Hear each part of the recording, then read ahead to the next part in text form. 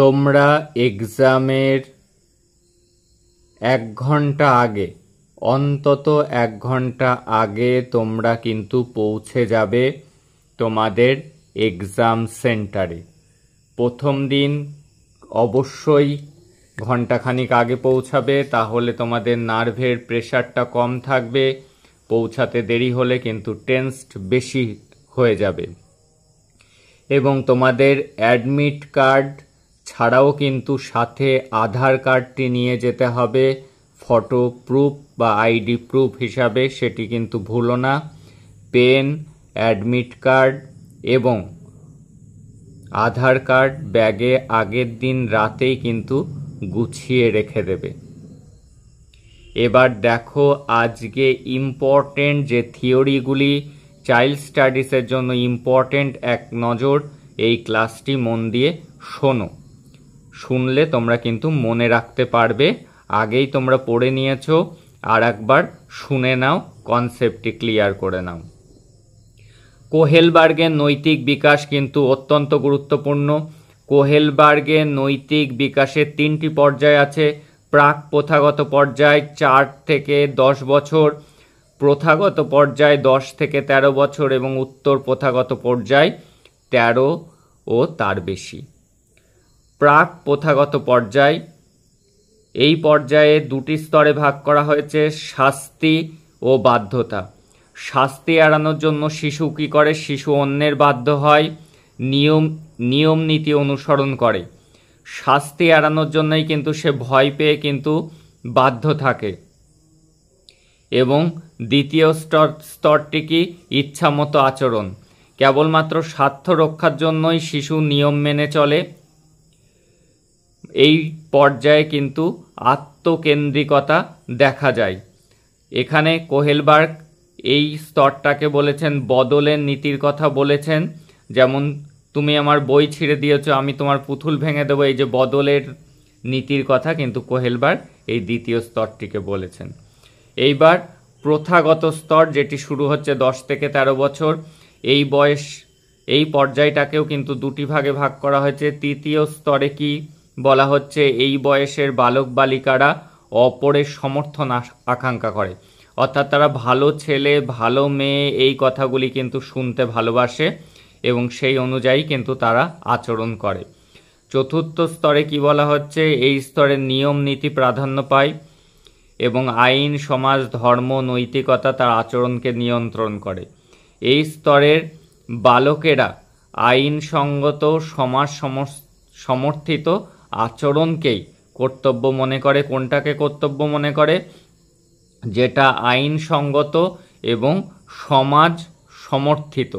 সমাজ যেটা মেনে চলে, সমাজ যা বলে সেই অনুযায়ী কিন্তু তারা কাজ করে, সেটি তার কর্তব্য মনে করে। উত্তর প্রথাগত পর্যায় 13 বছর ও তার বেশি।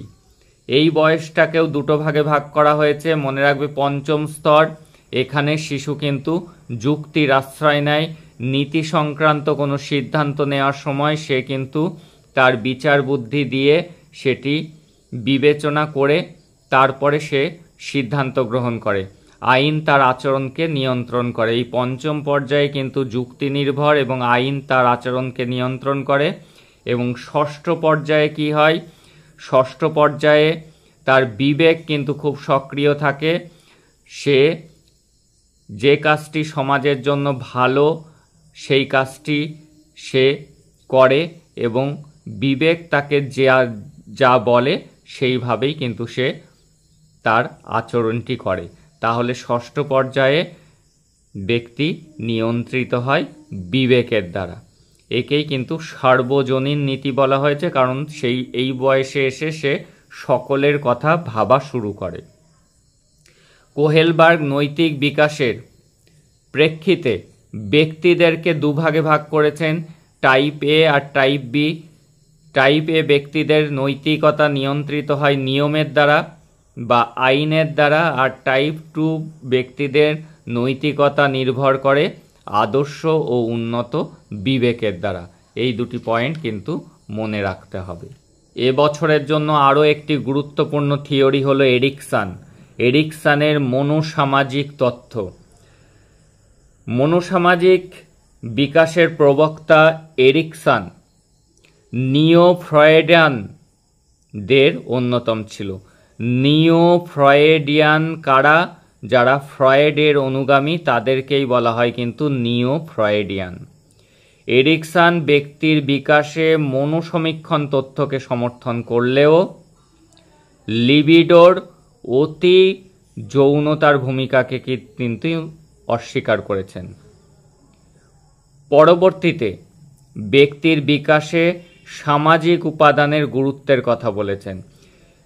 এরিকসন জোর দিয়েছেন কিসের উপর? ব্যক্তির বিকাশে সামাজিক উপাদানের উপর। সেই জন্যই তার এই থিওরিকে কিন্তু মনোসামাজিক তথ্য বলা হয়। একদিকে মন আর একদিকে সমাজ। এরিকসন তার মনোসামাজিক বিকাশ তত্ত্বের সাহায্যে ফ্রয়েডের মনোসমীক্ষণ তত্ত্ব ও বর্তমানে স্বীকৃত শিশুর শারীরিক ও সামাজিক বিকাশের মধ্যে যে দূরত্ব রয়েছে, দুটো জিনিসের মধ্যে যে দূরত্ব রয়েছে, একটা ফ্রয়েডের মনোসমীক্ষণ তত্ত্ব আর যে আধুনিক যে থিওরি রয়েছে শিশুর শারীরিক এবং সামাজিক বিকাশের মধ্যে, এই দুটোর মধ্যে যে দূরত্ব রয়েছে সেটি মেটাবার চেষ্টা করেছেন। তার মতে বিকাশের তিনটি উপাদান, একটি হলো শরীর, একটি হলো অহং বা ইগো, আর একটি হলো সমাজ। এই তিনটি উপাদানের কথা মনে রাখবে, শরীর, অহং আর সমাজ। এরিকসনের মতে এই তিনটি উপাদানের আপেক্ষিক প্রভাবের ফলেই ব্যক্তির বিকাশ। তার এই তত্ত্বের জৈবিক, নৃতাত্ত্বিক এবং সামাজিক শক্তির সমন্বয় ঘটেছে। মনোসামাজিক তত্ত্বকে বুঝতে গেলে এরিকসনের উল্লেখিত মূল উপাদানগুলি বোঝার প্রয়োজন। এগুলি হল ইদম জন্মগত এবং অহম অর্থাৎ ইগো ইদম থেকেই সৃষ্টি। এই কথা কে বলেছে? এই কথা ফ্রয়েড বলেছে। এটা ফ্রয়েডিয়ান তত্ত্ব। এ কথা তিনি স্বীকার করেননি। এরিকসন কিন্তু ফ্রয়েডের সাথে একমত নন। তিনি কিন্তু মানেননি ফ্রয়েডের এই তত্ত্বকে। ফ্রয়েড বলেছিলেন ইদম জন্মগত এবং অহম ইদম থেকেই সৃষ্টি। কিন্তু তার মতে অহম সত্তা জন্ম অবস্থায় থাকে। এরিকসন কি বলেছে?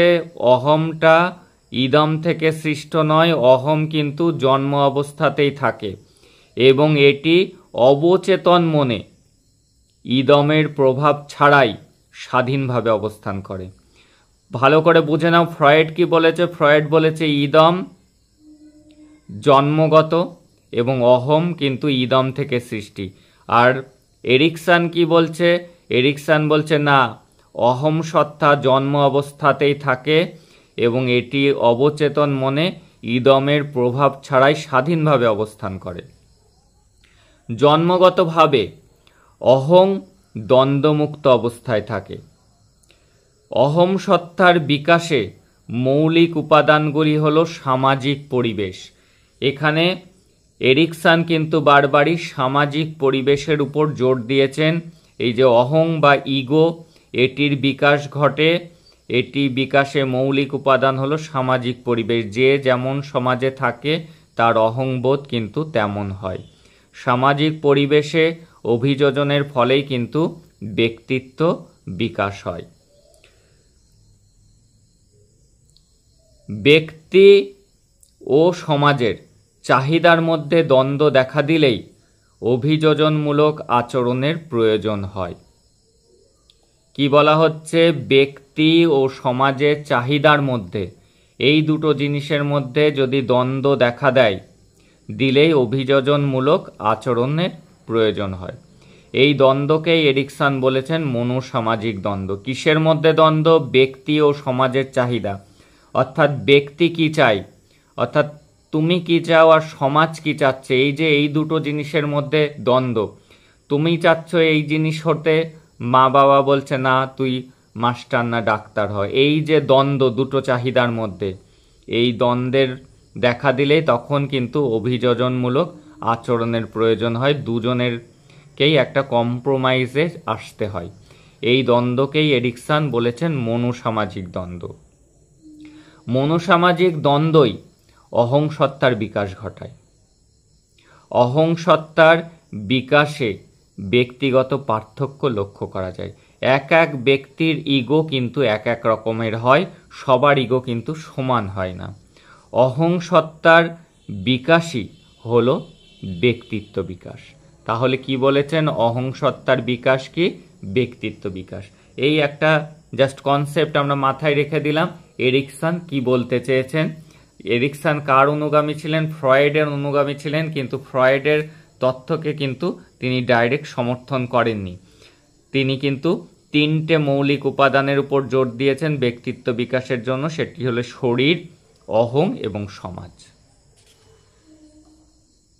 এইবার দেখে নেব আরও একটি গুরুত্বপূর্ণ কোশ্চেন এই বছরের জন্য, থর্নডাইক। থর্নডাইকের যে সূত্র সেটি হলো প্রচেষ্টা ও ভুলের সূত্র। ভুল করতে করতে সঠিক প্রচেষ্টা যদি থাকে তারপরে কিন্তু ব্যক্তি বা প্রাণী সফল হয়, তিনি কিন্তু প্রমাণ করে দেখিয়েছেন। থর্নডাইক আচরণবাদীদের মধ্যে অন্যতম ছিলেন। তাহলে তিনি কি ছিলেন? একজন আচরণবাদী ছিলেন। তিনি বিভিন্ন প্রাণীর শিখন সংক্রান্ত বিভিন্ন পরীক্ষা নিরীক্ষা করেছেন এবং অ্যানিম্যাল ইন্টেলিজেন্স এমসিকিউ এর জন্য ইম্পর্টেন্ট জার্নালে শিখন সম্পর্কিত তথ্য প্রকাশ করেন তিনি। থর্নডাইকের মতে উদ্দীপক ও প্রতিক্রিয়ার মধ্যে যথাযথ সংযোগ স্থাপনই হলো শিখন। তাহলে থর্নডাইকের মতে শিখনটা কি? উদ্দীপক ও প্রতিক্রিয়ার মধ্যে সংযোগ স্থাপন। এই কারণেই এই তথ্যকে সংযোজনবাদ বলে। যেমন কোনো ছাত্রকে একটি গাণিতিক সমস্যার সমাধান করতে দেওয়া হলো, ছাত্রটি সমস্যাটি সমাধানের জন্য বিভিন্ন সূত্র প্রয়োগ করতে লাগলো। যখন সে নির্ভুল সূত্রটি প্রয়োগ করলো তখনই কিন্তু সমস্যার সমাধান হলো, অঙ্কটি মিলে গেল। অর্থাৎ ছাত্রটি উদ্দীপক, ছাত্রটির উদ্দীপক এবং প্রতিক্রিয়ার মধ্যে, প্রতিক্রিয়াটি হলো ফর্মুলা, এর মধ্যে যখন সমস্যা আর ফর্মুলা এর মধ্যে যখন যথাযথ সম্বন্ধ স্থাপনে সমর্থন হলো তখনই কিন্তু শিখন হলো। তাহলে কি ছাত্রটি যখন উদ্দীপক হলো সমস্যাটি, প্রতিক্রিয়া হলো তার ফর্মুলা, এই দুটোর মধ্যে যথাযথ সম্বন্ধ স্থাপন করতে পারলো তখনই কিন্তু তার শিখন সম্পন্ন হলো।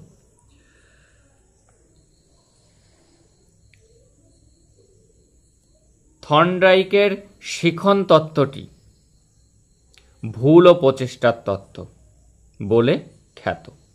এই তথ্য অনুযায়ী প্রাণী শেখে বারবার চেষ্টা ও ভুলের মাধ্যমে। তাহলে প্রাণী কিভাবে শেখে? বারবার চেষ্টা করে এবং ভুল করে, তার মধ্যে দিয়ে কিন্তু প্রাণী শেখে। কোনো কিছু শিখতে হলে উদ্দীপকের উপযোগী নির্ভুল প্রতিক্রিয়াটি অনেকগুলি ভুল প্রতিক্রিয়ার মধ্যে দিয়ে খুঁজে বের করতে হয়। বারবার চেষ্টা করতে করতে সঠিক প্রতিক্রিয়াটি কিন্তু সে খুঁজে পায়। পরপর প্রচেষ্টার মাধ্যমে লক্ষ্যে উপনীত হওয়াই এই পদ্ধতির বৈশিষ্ট্য। কি? বারবার প্রচেষ্টা করছে, তার মাধ্যমে লক্ষ্যে উপনীত হতে পারছে, সেটি কিন্তু তার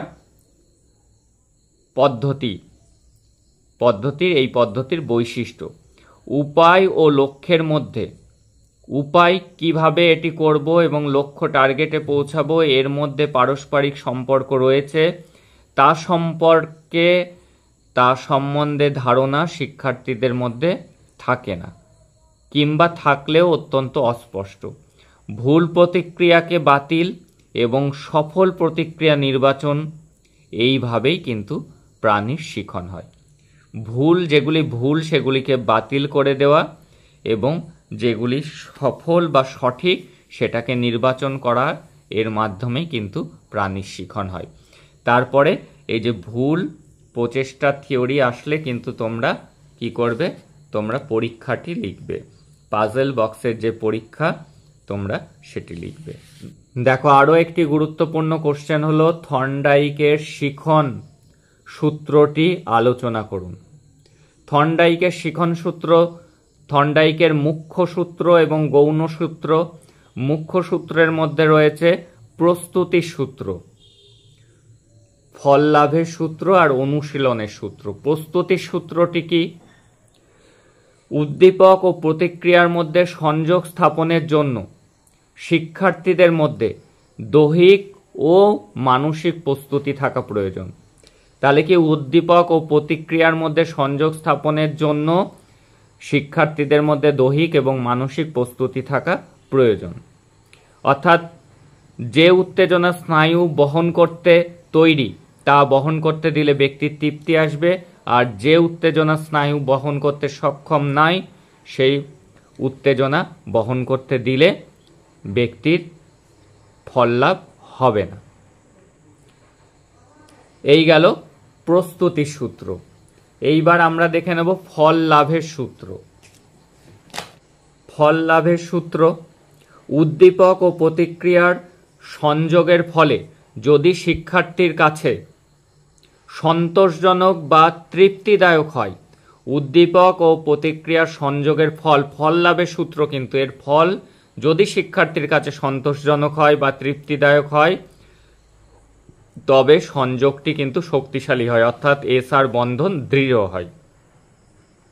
আর অপরদিকে সংযোগের ফল যদি বিরক্তিকর হয় তাহলে সংযোগটি শিথিল হয়ে পড়ে, অর্থাৎ এসআর বন্ধন দুর্বল হয়। জাস্ট কনসেপ্টগুলিকে মাথায় রাখার চেষ্টা করবে। অনুশীলনের সূত্র, এখানে কি বলা হয়েছে? একে আবার দুভাগে ভাগ করা যায়। ব্যবহারের সূত্র: যখন উদ্দীপক ও প্রতিক্রিয়ার মধ্যে সংশোধনযোগ্য, যেটাকে সংশোধন করা যায়, সংশোধনযোগ্য বন্ধন তৈরি করা হয়, অন্যান্য সব কিছু অপরিবর্তিত থাকলে বন্ধনটি শক্তিশালী হয়। অর্থাৎ কি, যখন উদ্দীপক ও প্রতিক্রিয়ার মধ্যে সংশোধনযোগ্য বন্ধন তৈরি করা হয়, সব কিছু অপরিবর্তিত থাকলে বন্ধন শক্তিশালী হয়। ব্যবহারের সূত্র: যখন উদ্দীপক ও প্রতিক্রিয়ার মধ্যে সংশোধনযোগ্য বন্ধন স্থায়ী দীর্ঘ সময়ব্যাপী তৈরি করা না হয় সেক্ষেত্রে কিন্তু বন্ধনের শক্তি হ্রাস পায়। অব্যবহারের সূত্র কি? যখন উদ্দীপক ও প্রতিক্রিয়ার মধ্যে সংশোধনযোগ্য বন্ধন দীর্ঘ সময়ব্যাপী তৈরি করা না হয় সেক্ষেত্রে বন্ধনের শক্তি হ্রাস পায়। এবারের গৌণ সূত্রগুলি কি? গৌণ সূত্রগুলি হলো একই উদ্দীপকের প্রতি বহুমুখী প্রতিক্রিয়ার সূত্র, মানসিক প্রতিক্রিয়ার সূত্র, আংশিক প্রতিক্রিয়ার সূত্র, উপমানের সূত্র বা সাদৃশ্যের সূত্র এবং অনুষঙ্গমূলক সঞ্চালনের সূত্র। এই কটি হলো তার গৌণ সূত্র, মনে রাখবে। এবার আরও একটি গুরুত্বপূর্ণ, পেঁয়াজের প্রজ্ঞামূলক বিকাশের সূত্রটি আলোচনা করো। পেঁয়াজের এই তথ্যটি আলোচনা করার পূর্বে যে পয়েন্টসগুলি জানা দরকার সেগুলি হলো স্কিমা। স্কিমা কি? স্কিমা হলো কোনো বিষয় সম্বন্ধে সংগৃহীত তথ্যের ক্ষুদ্রতম একক সংগঠন। কি বললাম? কোনো বিষয় সম্বন্ধে সংগৃহীত তথ্য, যে তথ্য আমরা জেনেছি তার টু দ্য পয়েন্ট একদম ক্ষুদ্রতম একক হলো স্কিমা। প্রতি মুহূর্তে শিশু যখন নতুন নতুন জিনিস আয়ত্ত করে তখন তার স্কিমা প্রসারিত হয়। স্কিমা সম্প্রসারণ প্রক্রিয়া দুটি মাধ্যমে হয়, এক অভিযোজন আর একটি হলো সাংগঠনিকরণ। এই অভিযোজনকে আবার দুটি ভাগে ভাগ করা যায়, আত্তীকরণ ও সহযোজন। এইবার আমরা দেখে নেব প্রজ্ঞামূলক বিকাশ। এই প্রজ্ঞামূলক বিকাশকে পিয়াজে 4টি স্তরে ভাগ করেছেন। এক, সংবেদন চালকমূলক স্তর, প্রাক প্রতিক্রিয়া স্তর, মূর্ত সক্রিয়তার স্তর এবং যৌতিক সক্রিয়তার স্তর। আর একবার শোনো, সংবেদন চালকমূলক স্তর, প্রাক সক্রিয়তার স্তর, মূর্ত সক্রিয়তার স্তর আর যৌতিক সক্রিয়তার স্তর। সংবেদন সঞ্চালনমূলক স্তর হলো জন্ম থেকে 24 মাস অর্থাৎ 2 বছর, প্রাক সক্রিয়তা হলো 2 বছর থেকে 7 বছর, মূর্ত সক্রিয়তা হলো 7 থেকে 11, যৌতিক সক্রিয়তা হলো 11 থেকে 18। এবার সংবেদন চালকমূলক স্তর। এখানে কিন্তু এই স্তরটাকে দুটি পর্যায় দেখো, এই স্তরটিকে দুটি ভাগে ভাগ করা হয়েছে। এক, আত্মকেন্দ্রিকতা, শিশু নিজের জগতে বাস করে। সংবেদন চালকমূলক স্তরে 0 থেকে যখন 2 বছর বয়স, শিশু তার নিজের জগতে বাস করে, নিজেকে নিয়েই সে ব্যস্ত থাকে, অন্যের অস্তিত্ব সম্পর্কে কিন্তু সে সচেতন থাকে না। বস্তু স্থায়িত্ব সম্পর্কে শিশুর কোনো বোধ থাকে না। তার সামনে থেকে কোনো বস্তুকে সরিয়ে নিলে সে ভাবে যে তার আর অস্তিত্ব নেই। এই গেল। এবার প্রাক সক্রিয়তার স্তর।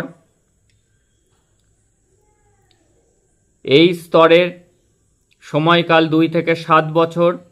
প্রাক সক্রিয়তা স্তরে শিশু সংকেত ব্যবহার করে, যেমন ভাষার ব্যবহার, কিন্তু এটি ব্যবহার করতে শেখে, কিন্তু মানসিকভাবে নিয়ন্ত্রণ করার ক্ষমতা অর্জন করে না।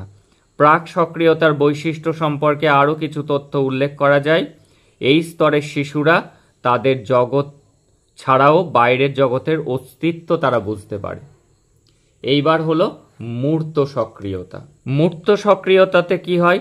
7 থেকে 11 বছর। এই স্তরের চিন্তা ধারণার সঙ্গে প্রাক সক্রিয়তামূলক চিন্তা ধারণার বেশ পার্থক্য লক্ষ্য করা যায়।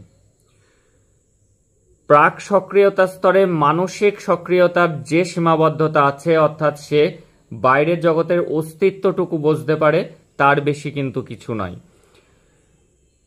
প্রকৃত মানসিক সক্রিয়তা কিন্তু এই স্তরেই পরিলক্ষিত হয়। এই স্তরের শিক্ষার্থী বিপরীত চিন্তার ক্ষমতা রাখে, অর্থাৎ এই কাজটি করলে এর খারাপ দিকটি কি, শুধু ভালো দিক নয়, প্রাক সক্রিয়তায় সে বাইরের জগতের অস্তিত্ব অনুভব করে, কিন্তু ঠিক ভুল এটা বিচার করার ক্ষমতা, চিন্তা শক্তি তাদের আসে না।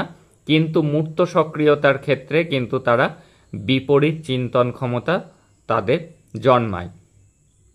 তবে কেবল মূর্ত বস্তু বা ঘটনার প্রেক্ষিতেই মানসিক সক্রিয় হতে পারে। মানসিক সক্রিয়তা কিন্তু সেই সময়ই হতে পারে, বিমূর্ত চিন্তা বা ঘটনার উপরে পারে না। তারা মূর্ত জিনিসের উপরেই কিন্তু সক্রিয় মানসিকতা দেখাতে পারে, কিন্তু বিমূর্ত যেটি তার সামনে নেই সেটি সম্পর্কে কিন্তু তারা ধারণা গঠন করতে পারে না, অর্থাৎ নেগেটিভ ধারণা কিন্তু তাদের মধ্যে আসে না সেই বিষয়টিতে। এই যৌতিক সক্রিয়তা স্তরে এই সময় কিন্তু বয়স সন্ধিক্ষণ দেখা যায়। এই স্তরের শিশুরা সম্ভাবনা ও বাস্তবকে পৃথক করতে পারে। এই স্তরের শিশুরা অপরিকল্পিতভাবে আন্দাজে কিছু করে না। সংগঠিত চিন্তা প্রক্রিয়ার ব্যবহার এই স্তরে প্রধান বৈশিষ্ট্য, অর্থাৎ তারা কিন্তু সংগঠিত চিন্তা প্রক্রিয়ার ব্যবহার করতে পারে, তারা কিন্তু অপরিকল্পিতভাবে কিছু করে না। এই বয়সের বালকরা সমস্যা সমাধানের জন্য সকল উৎস থেকে তথ্য সংগ্রহ করে এবং প্রয়োজন মতো তথ্যের সমন্বয় করে সমস্যার সমাধান করে। অর্থাৎ মূল যে বিষয়বস্তু হলো, যৌতিক সক্রিয়তা স্তরে শিশু কিন্তু সমস্যা সমাধান করতে পারে। সে কিন্তু অপরিকল্পিতভাবে বা আন্দাজে কোনো সিদ্ধান্ত গ্রহণ করে না, সে কিন্তু তথ্য সংগ্রহ করে তারপরই কিন্তু সে সমস্যার সমাধান করে। এই ছিল থিওরি, গুরুত্বপূর্ণ যে থিওরিগুলি তোমাদের আছে তার একটি সংক্ষিপ্ত আলোচনা। এই বেসিক কনসেপ্টটুকু মাথায় রেখে যদি তুমি তোমার লেখাটা লিখে আসো, তাহলে কিন্তু তুমি একটি ভালো মার্কস তুলতে পারবে। That's all today. দেখা হচ্ছে পরের ক্লাসে। তোমাদের সকলের এক্সাম ভালো হোক, মাথা ঠান্ডা রেখে প্রতিটি কোশ্চেনের আনসার করবে, কোনো কোশ্চেন ছাড়বে না, অ্যাটেম্প করলেই কিন্তু মার্কস পাবে। সেই জন্য আর হাতের লেখার দিকে খেয়াল রাখবে, তোমার প্রেজেন্টেশনটি যেন সুন্দর হয়, কাটাকাটি না হয়, ফ্রেশভাবে লেখার চেষ্টা করবে, তাহলেই কিন্তু 80% প্লাস মার্কস তুলতে পারবে। That's all today. দেখা হচ্ছে পরের ক্লাস।